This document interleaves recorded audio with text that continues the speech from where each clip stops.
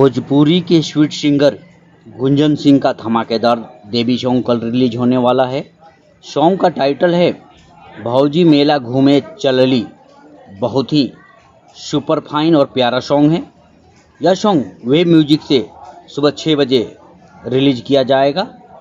इस song के writer आर Pankaj ji, music से सजाया है छोटू रावत जी ने, और इसमें हमारे भोजपुरी के सुंदर एक्ट्रेस सोना पांडे जी हैं।